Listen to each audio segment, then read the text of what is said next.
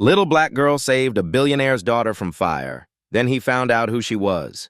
A 6-year-old girl screams from a second-floor window as flames devour the house below her. Wealthy adults in designer clothes stand frozen on the sidewalk. They called 911. They film with phones. They do everything except act. But 8-year-old Zara Johnson doesn't hesitate. Her worn sneakers hit the pavement as she runs straight toward the fire. No plan, no fear. Just a child who sees another child in danger. The burning house belongs to billionaire Marcus Harrison. His daughter Emma is trapped inside, and trained security guards can't reach her. Zara climbs an old fire escape like it's playground equipment. Smoke burns her lungs. Heat blisters her skin. She doesn't care. She saves Emma's life in 90 seconds. What Marcus discovered 3 days later would shock him to his core. The little girl who risked everything for his daughter wasn't just a neighborhood hero. She was connected to his family in a way that would expose 20 years of buried secrets and change both their lives forever. 3 days earlier, Zara Johnson walked home from Lincoln Elementary with her backpack held together by duct tape and hope. The October wind cut through her thin jacket, but she still stopped to help Mrs. Rodriguez carry groceries up 3 flights of stairs. "Mija, you're too good to this old woman," Mrs. Rodriguez wheezed. Zara just smiled. Helping felt natural, like breathing. At home, their cramped apartment above Carter's corner store smelled like the vanilla candles Grandma Ruby lit to mask the mold creeping up the bathroom walls. Ruby worked double shifts as a hospital custodian, her arthritic hands wrapped in compression gloves as she counted exact change for groceries. The eviction notice taped to their door was now 2 weeks old. "How was school, baby girl?" Ruby asked, not looking up from the bills scattered across their kitchen table. "Good." Zara didn't mention that her stomach growled during math class, or that kids whispered when she wore the same 3 outfits on rotation. She understood more than an 8-year-old should. She knew why Ruby sometimes skipped meals. Why did the heat turn off last month? Why Ruby's face looked so tired lately. But Zara found joy in small things. She fed the stray cats behind Carter's store with crackers saved from school lunch. She read library books under the streetlight when their electricity got cut. She drew pictures of houses with big yards and imagined living somewhere Ruby could rest. The Riverside district was changing around them. Glass towers replaced old row houses. Fancy restaurants opened where corner stores used to be. Families like theirs got pushed further to the edges as rents tripled overnight. Gentrification, Ruby called it, spitting the word like medicine. Zara didn't fully understand gentrification, but she noticed fewer kids who looked like her at the playground. She noticed new cars that cost more than Ruby made in a year. Every night, Zara did homework at their wobbly kitchen table while Ruby prepared for her shift. She helped count pills into Ruby's weekly organizer, feeling grown up and useful. When Ruby left for work at 8 p.m., Zara locked 3 deadbolts and settled in with her books.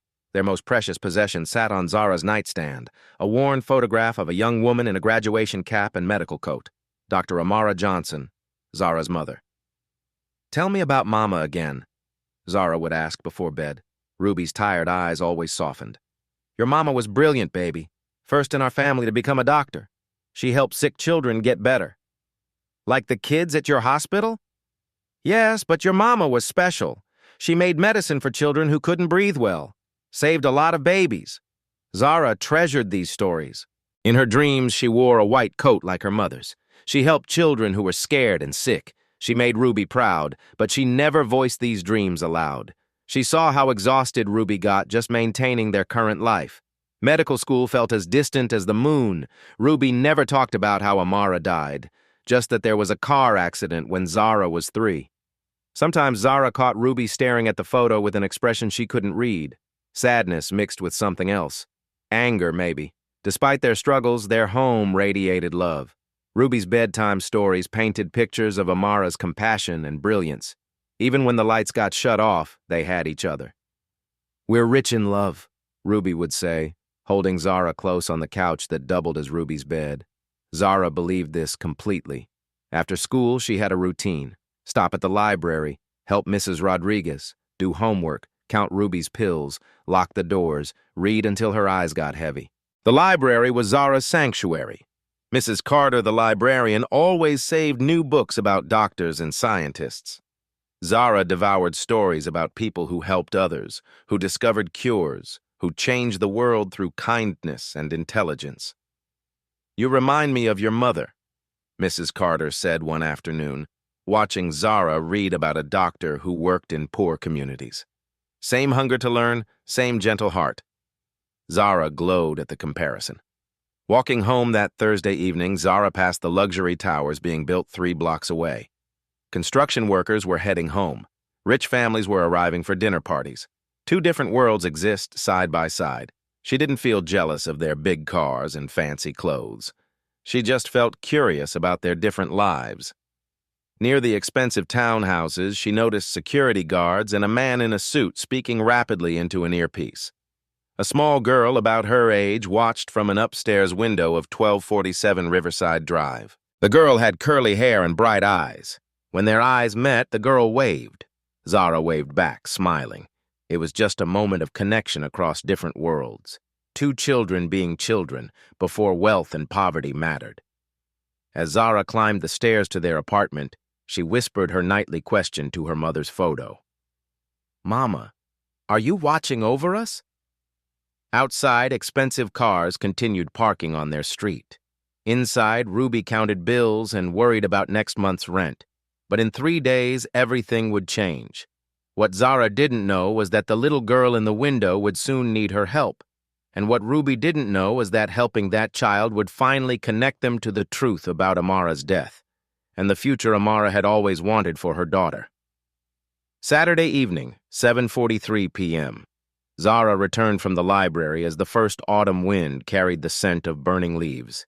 The upscale Riverside Towers were hosting their annual charity gala, and black limousines lined the street she walked every day. The contrast felt sharper tonight. Women in glittering gowns stepped carefully around puddles in their designer heels. Men in tailored tuxedos checked expensive watches. Zara walked past them in her patched jeans and faded jacket, invisible to their world. She didn't feel bitter about it, just curious. As she approached 1247 Riverside Drive, the same luxury townhouse from Thursday, she noticed the same unusual activity. Multiple security guards positioned at corners, a man in an expensive suit, tall, graying at the temples, speaking rapidly into a wireless earpiece. Through the upstairs window, Zara spotted the same little girl from Thursday. Curly blonde hair, maybe 6 years old, watching the street below with wide blue eyes. When their eyes met again, the girl pressed her palm against the window and waved eagerly. Zara waved back, her heart warming at the connection.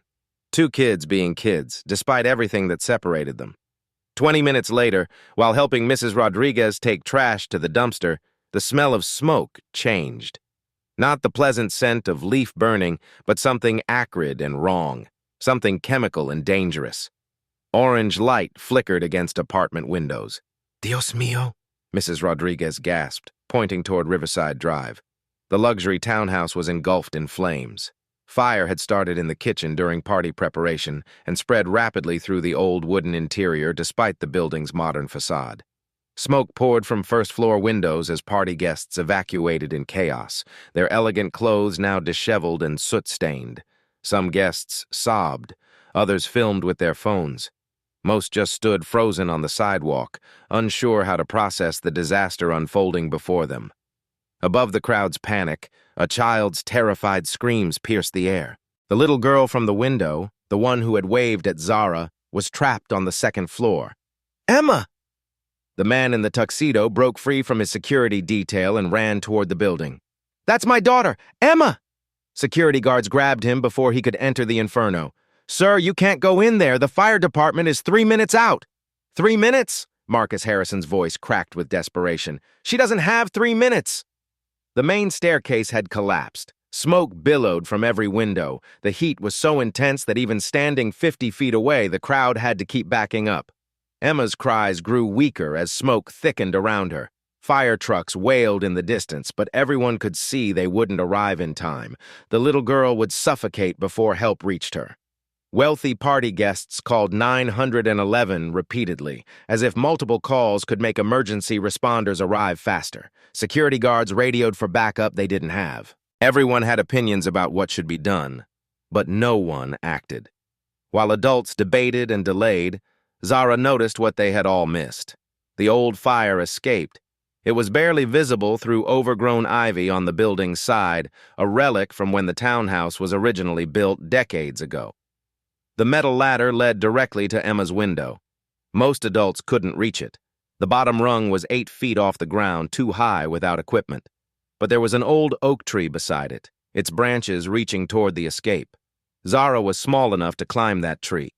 Without announcing her plan or asking permission, she broke into a run. Her worn sneakers found purchase on the oak's rough bark. Branches scratched her face as she scrambled upward, muscle memory from countless playground adventures guiding her movements. "Someone stop that kid!" a security guard shouted, finally noticing her. But Zara was already reaching for the fire escape ladder. The metal was hot through her thin jacket. Her eyes watered from smoke, but Emma's weakening cries pushed her forward. Below, Marcus Harrison broke free from security and stumbled toward the building, his expensive tuxedo torn and stained.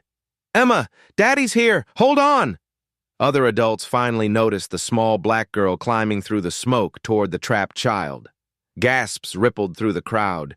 "Oh my God, she's just a baby herself," someone whispered. "Where are her parents? Someone should stop her." But no one moved. They all knew what Zara knew. This was Emma's only chance. As Zara reached the second-floor window, smoke poured out like a black waterfall. The glass was hot to the touch, the frame warped from heat. Inside, she could see Emma huddled in the corner, clutching a stuffed elephant.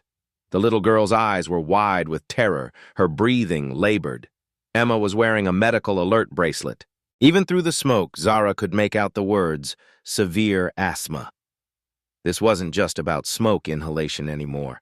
If Emma couldn't breathe, she would die in minutes. Zara didn't think about her own safety, didn't consider the metal ladder growing hotter by the second or the smoke burning her lungs. She only saw a little girl who needed help. Time was running out. The window was stuck. Paint and heat had sealed it shut. Zara pulled with both hands, her small fingers slipping on the hot glass. Smoke poured around the frame like a black river. Inside, Emma's breathing grew more labored. The asthma attack was starting. Zara grabbed a loose brick from the fire escape railing. Careful not to hurt Emma, she tapped the glass until it cracked, then used her jacket sleeve to clear the shards. Fresh air rushed in, smoke rushed out. "I'm Zara," she said simply, climbing through the window. "I'm here to help you." Emma looked up with bright blue eyes wide with terror. She clutched her stuffed elephant tighter. "I can't breathe well," she whispered. Zara had seen this before. Ruby sometimes had trouble breathing after long shifts at the hospital. "It's okay. We're going to fix this." The room was filling with smoke fast. They had maybe 2 minutes before it became impossible to see or breathe. "What's your elephant's name?" Zara asked, keeping her voice calm while checking Emma's medical bracelet. "Mr. Peanuts," Emma managed between wheezes. "Mr. Peanuts is going to help us get out. Can you hold him tight?" Emma nodded, her small chest rising and falling rapidly. Zara remembered Ruby's breathing exercises from when the stress got bad. "Let's breathe with Mr. Peanuts. In for 4 counts. Ready?" They breathed together. In for 4. Hold for 4. Out for 4. Emma's panic decreased slightly, but her asthma was getting worse. Her lips were starting to look pale. "We need to go now," Zara said. "Can you climb?" Emma shook her head. "I'm scared of heights." The fire escape ladder outside looked impossibly steep and narrow. For a 6-year-old with asthma, it might as well be Mount Everest. Zara made a quick decision. She took off her jacket and tied one sleeve around Emma's waist, the other around her own. "Now we're connected. If you slip, I got you." "What if you slip?" "I won't," Zara said with 8-year-old confidence. "I climb trees all the time." They reached the window together. Emma looked down at the crowd 50 feet below and froze. "Don't look down," Zara instructed. "Look at me. Just pretend we're playing on the monkey bars at school." Step by step, they climbed onto the fire escape. The metal groaned under their weight, hot enough to burn through Zara's thin jacket. "One rung at a time," Zara coached. "You're doing great." Emma's breathing was getting worse. The combination of smoke, stress, and physical exertion was triggering a severe asthma attack. Halfway down, Emma stopped. "I can't!" she gasped. "Can't breathe!"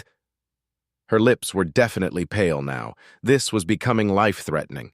Below them, Marcus Harrison stood directly underneath, arms outstretched. "That's my baby," he called up. "You're doing amazing, Emma. Almost there." Zara looked into Emma's panicked eyes. Without thinking, she started singing softly, a lullaby Ruby used to sing when Zara had nightmares. "Hush now, don't you cry. Everything's gonna be all right. Close your eyes and rest your head. Angels watching overhead." Emma's breathing slowed slightly. The familiar rhythm of the song gave her something to focus on besides her fear. "Keep singing," Emma whispered. So Zara sang. Rung by rung, breath by breath, they descended through the smoke and heat. A window above them suddenly exploded outward. Glass shards rained down like deadly confetti. Zara instinctively shielded Emma with her body, feeling sharp pieces nick her shoulder and back, but she didn't stop climbing. Couldn't stop. Emma needed her. "Almost there," Zara said, though her own voice was getting hoarse from smoke. "Your daddy's waiting." The crowd below held its collective breath. Phones recorded every moment. But all Zara could focus on was getting Emma safely down. With 10 feet left, Emma's knees buckled. The asthma attack was peaking, her body struggling for oxygen. "Let go," Marcus called from below. "I'll catch you both." Emma looked at Zara with complete trust. "You promise he'll catch me?" "I promise," Zara said. "He's your daddy. He loves you." Emma closed her eyes and let go. Marcus caught her perfectly, spinning her around as she coughed and gasped. Paramedics rushed forward immediately, placing an oxygen mask over her small face. Zara climbed down the remaining rungs on autopilot, suddenly exhausted as adrenaline faded. Her shoulders burned where glass had cut her. Her lungs felt raw from smoke. But Emma was safe. That was all that mattered. The crowd erupted in applause. Fire trucks surrounded the building as professionals took control of the blaze. But the real drama was over. 2 little girls had climbed down from hell together. "The girl saved me," Emma kept saying to the paramedics, pointing at Zara between oxygen breaths. "The brave girl saved me." Marcus knelt beside the ambulance where Emma was being treated, then walked over to where Zara sat on the curb. His expensive tuxedo was torn and soot-stained. His eyes were red from smoke and tears. He knelt to her level, this powerful billionaire making himself small for an 8-year-old hero. "You saved my daughter's life," he said quietly. "How can I ever thank you?" Zara looked up at him, really looked. For just a moment, something flickered in her expression, something about his eyes, his voice, a recognition she couldn't name. But before she could process the feeling, Ruby arrived. She had run 6 blocks from the bus stop after seeing the fire trucks, her work uniform still damp with sweat. When she saw Zara sitting there with cuts on her shoulders and soot in her hair, Ruby pulled her into the fiercest hug of her life. "Child, you nearly gave me a heart attack," Ruby whispered, checking every inch of Zara for serious injuries. "What were you thinking?" "She needed help, Grandma," Zara said simply. "Somebody had to try." Ruby's eyes filled with tears. Pride mixed with terror mixed with love. This was exactly something Amara would have done.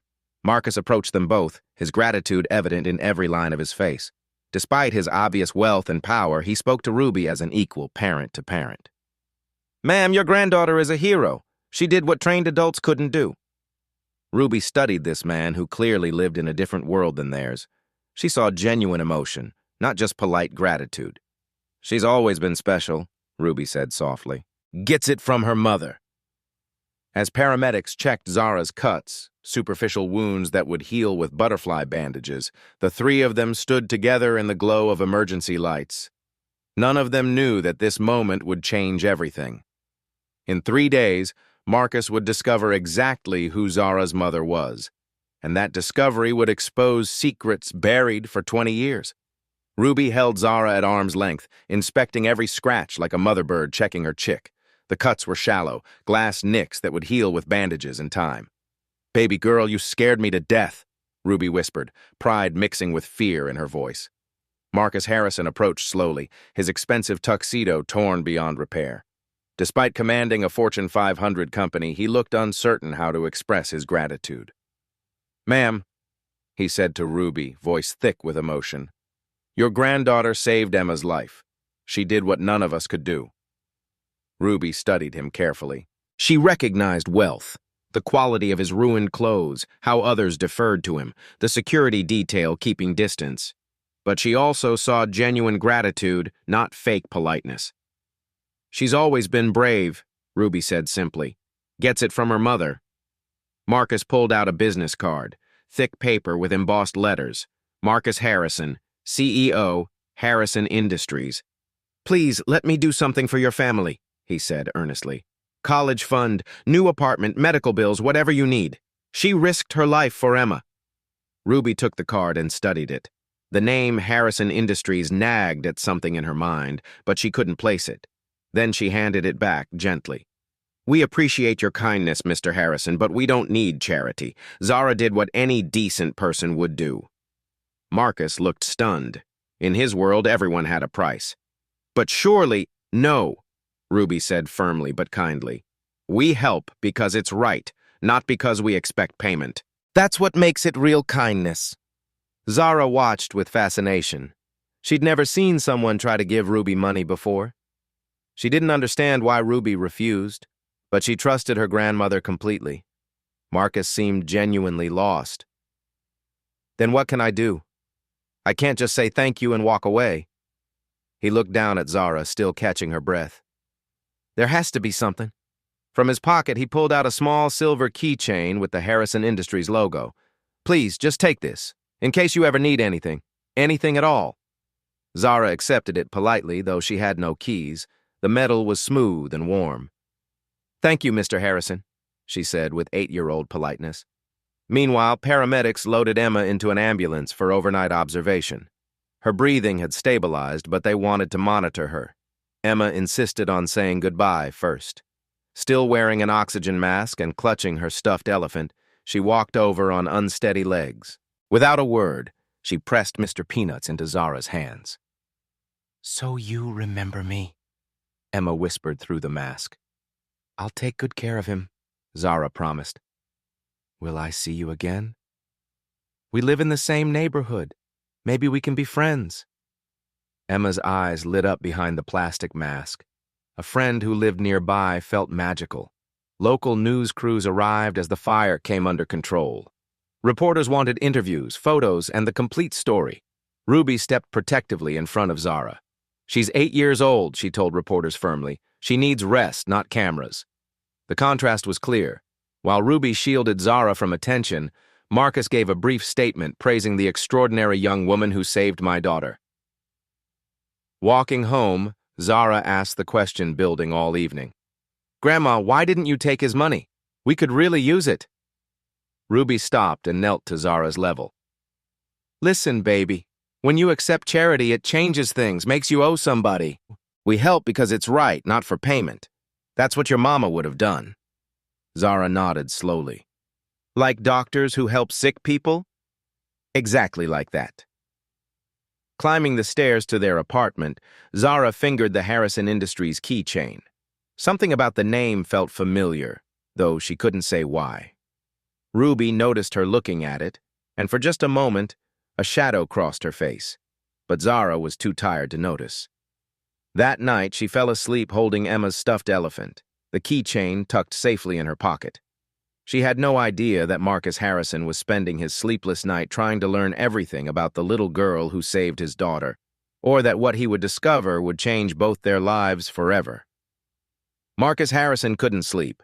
At 3 a.m., he sat in his home office surrounded by security footage, incident reports, and background information his assistant had compiled about the evening's events. Emma was safe at Children's Hospital, breathing normally, but something nagged at him. He replayed the rescue footage frame by frame. When he zoomed in on Zara's face during those crucial moments on the fire escape, something stopped him cold. The angle of her chin, the determined set of her mouth, the way she moved with purpose despite being terrified. It triggered a memory just beyond reach. His assistant had mentioned that Johnson was a common last name, but it appeared in their company's historical employment records.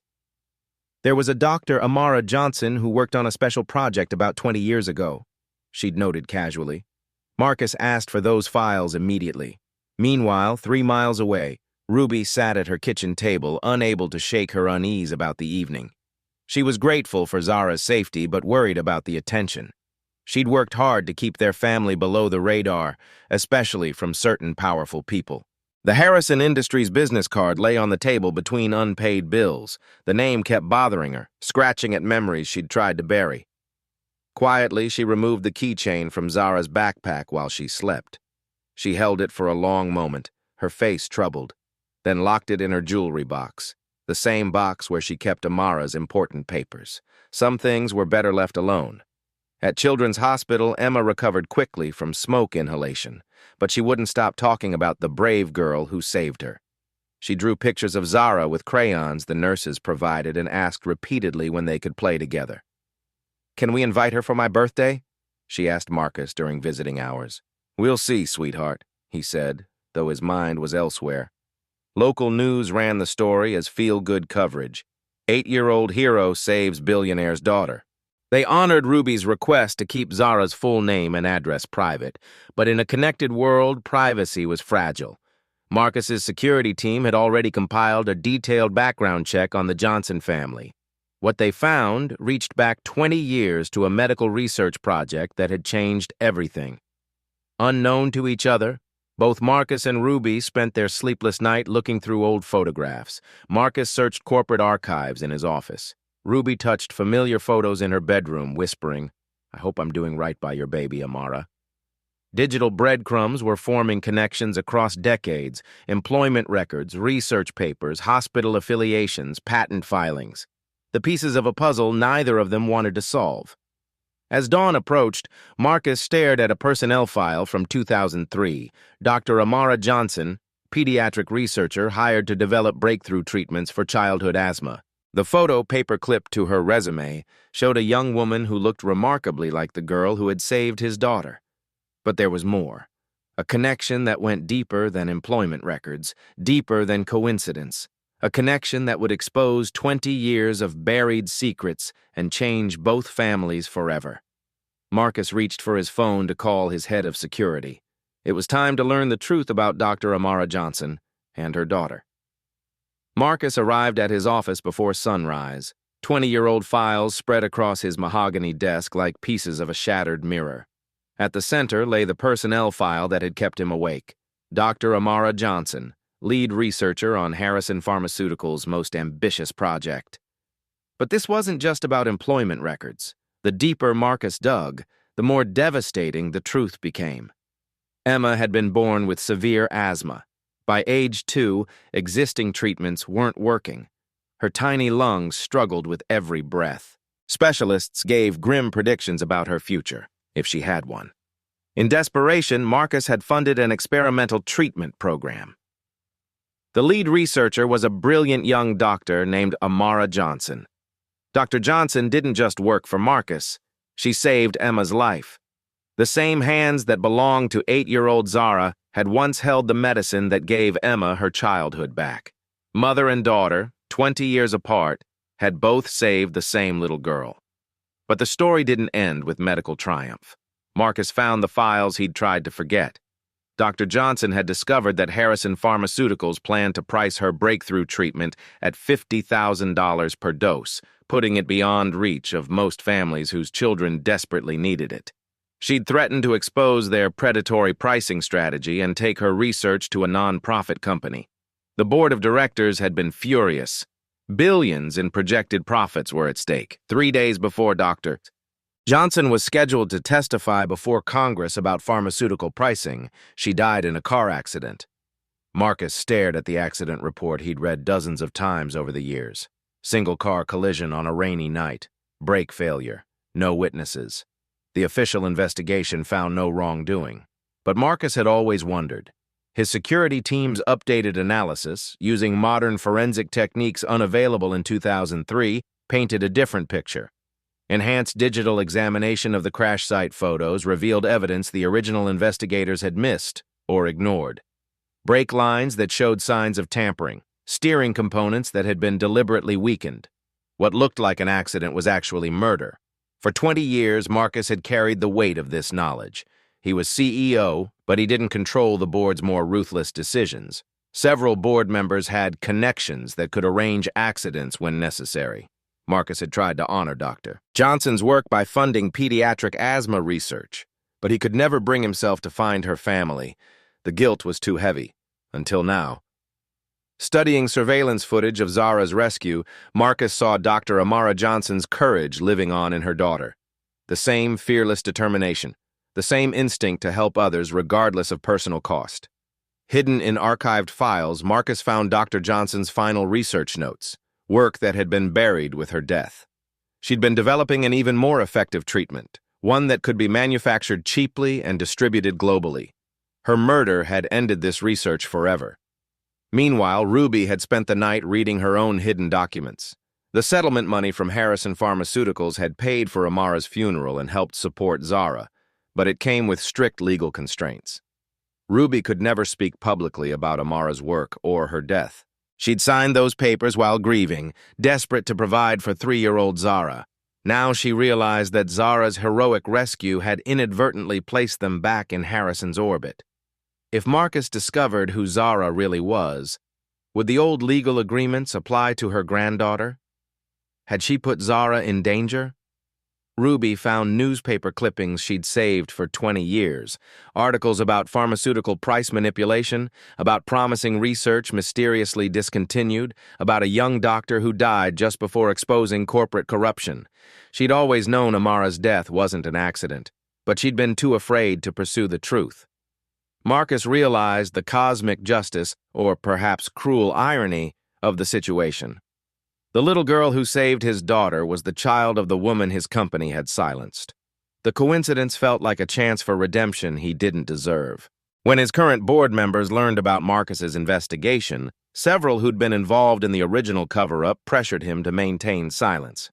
They threatened to release information that could destroy his reputation and end his control of the company. Some secrets should stay buried, warned board member Richardson, who'd been Harrison's CFO in 2003. Think about Emma's future before you do something stupid. But Marcus had already made his decision.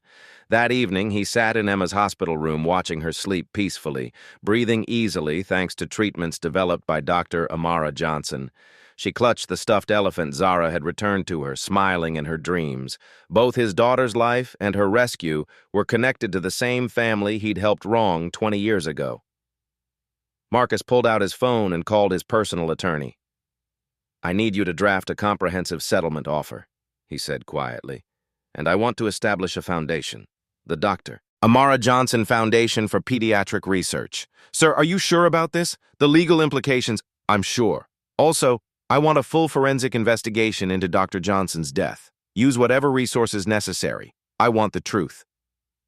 As Marcus made these calls, he didn't know that Ruby had reached her own breaking point. After years of enforced silence, watching her granddaughter struggle while the truth about her daughter's death remained buried, Ruby was preparing to break her non-disclosure agreement. She was going to tell Zara everything regardless of the legal consequences. Two families connected by tragedy and heroism were about to collide with 20 years of buried truth. The little girl who saved a billionaire's daughter was about to discover that her mother had saved that same daughter years before and died for it. Marcus Harrison didn't ambush the Johnson family with shocking revelations. Instead, he chose to honor Dr. Amara Johnson's memory first. Within 48 hours, he quietly established the Dr. Amara Johnson Foundation for Pediatric Research, seeding it with $50 million of his personal wealth, money that couldn't be contested by his board of directors. Ruby received the certified letter on Tuesday morning. Her first fear was eviction proceedings, but the envelope bore the letterhead of Marcus's personal attorney, requesting a private meeting to discuss matters concerning Dr. Amara Johnson's research legacy and her daughter's future. Ruby's hands trembled as she read those words. They met at Children's Hospital, where Emma was completing her recovery. Marcus brought 20 years of archived research files, legal documents, and evidence about the car accident. Ruby brought her own hidden records and a lifetime of unanswered questions. "Mrs. Johnson," Marcus began, his voice heavy with emotion, "I need to tell you the truth about your daughter's death, and I need to ask for your forgiveness." He told her everything. How Amara's research had saved Emma's life when she was a toddler, how the board planned to price gouge desperate families, how Amara had threatened to expose them, how the car accident's timing was impossibly convenient. Ruby listened with growing understanding, finally seeing the pieces fit together. "I knew it wasn't an accident," she said quietly. "Amara was getting threatening phone calls in the weeks before she died. Someone warned her to stop asking questions about drug pricing. I reported it to the police, but after she died, the investigation went nowhere." Marcus's jaw clenched. "I should have stopped them. I was CEO, but I let the board make decisions I knew were wrong. Your daughter died because of my cowardice. And now? Now I want to finish what she started." Marcus spread documents across the hospital conference table. "The foundation will complete her research. The breakthrough asthma treatment will be named after Dr. Zara Johnson and distributed globally at cost, not for profit." Ruby studied the foundation charter with growing amazement. This wasn't charity, this was justice. "What about Zara?" she asked. "Full scholarship through medical school, plus research opportunities starting in high school. But more than that, I want to establish a community health clinic in your neighborhood. Free pediatric care serving as a training ground for future doctors like Zara." Marcus leaned forward earnestly. "I can't bring your daughter back, but I can ensure her work finally reaches the families it was meant to help." Ruby had conditions, firm ones. "Zara must never feel obligated to you or your family. The foundation's work stays independent of Harrison Pharmaceuticals, and I keep full decision-making authority over Zara's upbringing until she's 18. "Agreed completely," Marcus said without hesitation. When they finally told Zara about her mother's work, they framed it as celebration, not tragedy. Zara learned that her mother had been a hero who saved many children, including Emma, and that her own heroic instincts came from family tradition. "Mama saved Emma when she was little?" Zara asked, eyes wide. "She created the medicine that helped Emma breathe," Ruby explained. "And now you saved Emma again. It's like your mama's spirit living on through you." Understanding the full story, Zara realized why she'd felt compelled to climb that fire escape. It wasn't just chance. It was her mother's legacy calling her forward. Emma was thrilled to learn that her hero friend was connected to the doctor who'd helped her as a baby. When the girls met again at the hospital, their friendship deepened beyond economic differences, bonded by shared history and mutual courage. Marcus's legal team worked with Ruby's new attorney, paid for by the foundation, to void the old non-disclosure agreements. Ruby was now free to speak about Amara's work, though she chose to focus on celebrating achievements rather than dwelling on corporate wrongdoing. The foundation created a structured educational pathway for Zara. Enhanced STEM programs, summer medical camps, mentorship with pediatric researchers. But it was designed to expand her options, not limit them to her mother's exact path. Rather than displacing the family from their community, the foundation purchased and renovated their entire apartment building, creating affordable housing for longtime residents while upgrading living conditions. Ruby and Zara stayed in their neighborhood but gained stability and safety. Within 6 months, a team of researchers hired by Marcus had made breakthrough progress completing Dr. Johnson's interrupted work. They developed a more effective, affordable asthma treatment that would be distributed globally at manufacturing cost. For Marcus, honoring Dr. Johnson's legacy became a way to transform his company's culture. Harrison Pharmaceuticals shifted from profit maximizing to purpose-driven, focusing on accessibility and medical equity. Several board members resigned in protest, but Marcus held controlling shares. Stock prices initially dropped, but recovered as ethical investors increased their holdings. Ruby reduced her custodial work to part-time and became coordinator of the clinic's community outreach program. She helped families navigate health insurance, connected them with social services, and shared her hard-earned wisdom about surviving America's healthcare system. Zara began attending the Foundation's Saturday medical program, learning basic anatomy and shadowing doctors at the new clinic. Her teachers noted remarkable focus and maturity. She approached learning with clear purpose now. Emma attended the same Saturday program despite going to private school during the week. The girls became genuine friends, their different backgrounds creating learning opportunities rather than barriers. The Dr. Zara Johnson Community Health Clinic broke ground where an abandoned lot had gathered trash. Modern equipment and glass walls created a beacon of hope in the Riverside district. As construction progressed, neither family realized their partnership would inspire other billionaires to reckon with their own past wrongdoing, creating a movement of restorative justice in corporate America. The little girl who saved a billionaire's daughter had sparked something much larger than anyone imagined. 6 months after the fire, the Riverside district looked like a different world. The Dr. Zara Johnson Community Health Clinic stood where an abandoned lot once gathered trash. Glass walls reflected morning sunlight, and modern equipment hummed inside, serving families who'd never had access to quality health care. Zara still lived in the same apartment with Ruby, but their building was unrecognizable. Solar panels gleamed on the roof. New insulation kept them warm without breaking the bank. A community garden flourished in the courtyard where Zara now grew vegetables with neighbors from different backgrounds. At school, Zara participated in the Foundation's Saturday medical program with focused intensity. She learned to take blood pressure, practiced basic anatomy on models, and shadowed doctors during their rounds. Her teachers marveled at her maturity. She approached learning like someone with a mission. Ruby had transformed too. Working part-time at the hospital now, she spent her other hours coordinating the clinic's outreach program. She helped families navigate insurance paperwork, connected them with social services, and shared survival wisdom earned through years of struggle. "Your grandmother is remarkable," Dr. Martinez told Zara one Saturday. "She knows every family in this neighborhood and exactly what they need." Emma attended the same medical program despite her private school schedule. The girls had become inseparable friends, their economic differences creating learning opportunities rather than barriers. Emma volunteered in the clinic's children's playroom while parents received care, reading stories to scared toddlers. The Foundation's research team had successfully completed Dr. Zara Johnson's interrupted work. The new asthma treatment was 40% more effective than existing medications and cost 90% less to produce. 3 major pharmaceutical companies agreed to manufacture it at cost after Marcus personally negotiated the deals. News of the breakthrough spread globally. Medical schools added Dr. Johnson's research to their curricula as a case study in ethical development. Her papers, finally published posthumously, were downloaded by researchers worldwide. 6 months after opening, the clinic had transformed community health metrics dramatically. Emergency room visits for preventable conditions dropped 35%. Childhood vaccination rates reached 98%.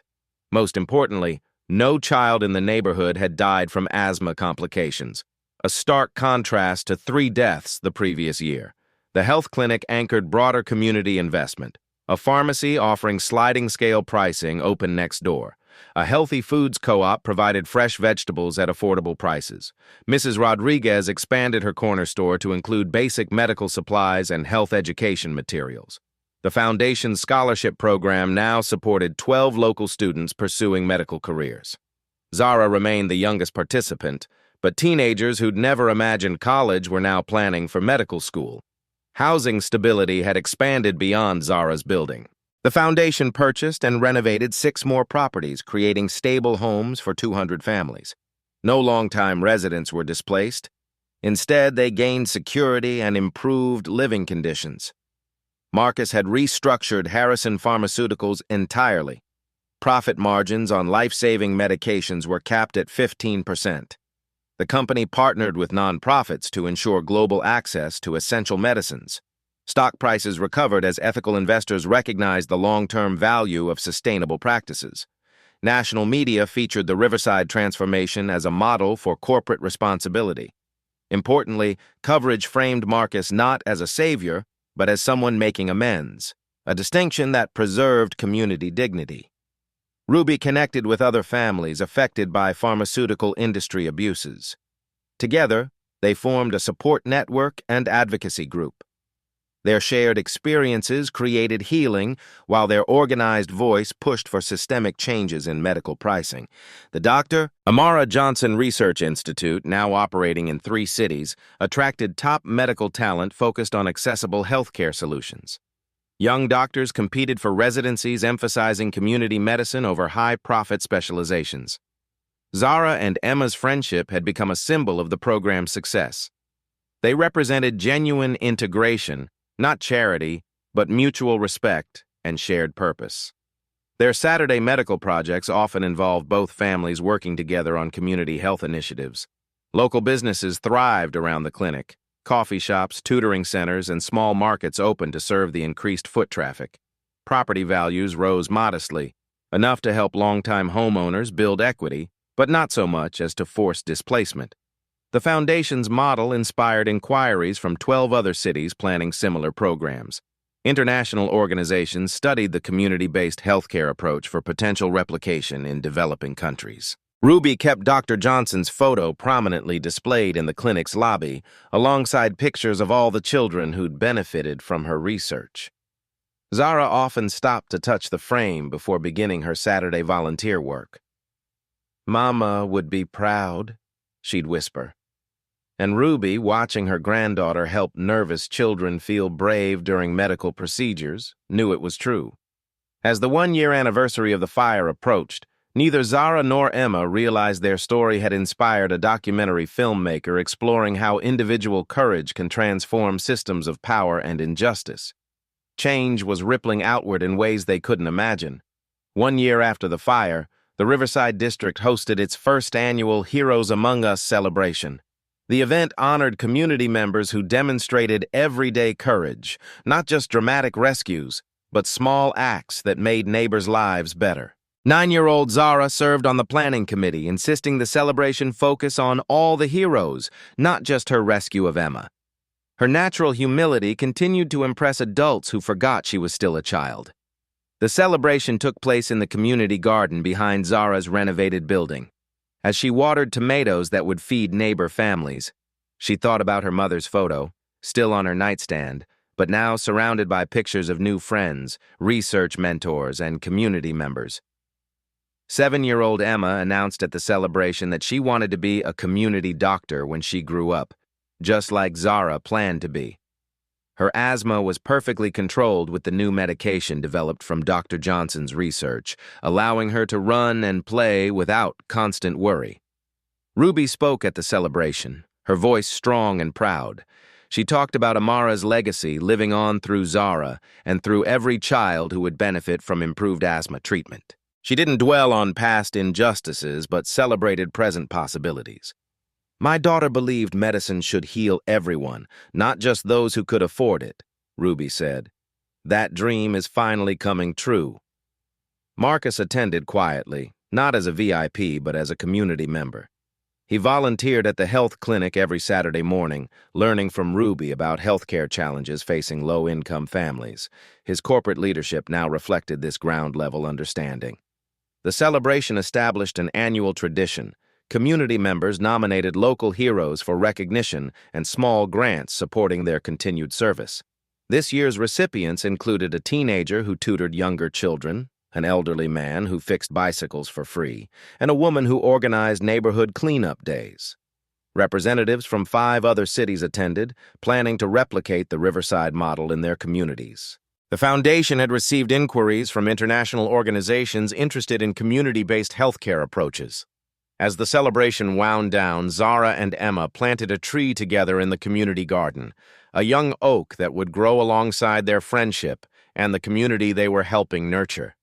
The small plaque read, "In memory of Dr. Zara Johnson and in honor of all who serve others."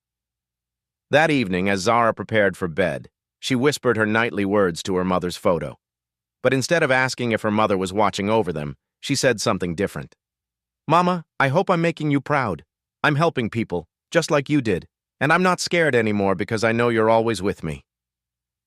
Outside her window, the community garden rustled in the evening breeze. The Dr. Zara Johnson Clinic's lights stayed on late, serving families who worked second shifts. A mother's legacy lived on through her daughter's courage, creating ripples of healing that would spread far beyond anyone's imagination. Zara's story reminds us that heroism isn't about age, wealth, or status. It's about seeing someone in need and choosing to act. In 90 seconds, a little girl changed 2 families forever. but the real magic happened afterward, a community transformed by acknowledging past wrongs and working together toward healing. You don't need to rescue someone from a fire to be a hero in your community. Maybe it's checking on an elderly neighbor, tutoring a struggling student, or simply standing up for what's right when others stay silent. Every act of genuine kindness creates ripples we can't imagine. Look around your neighborhood today. Who needs help? What small action could you take that might change everything?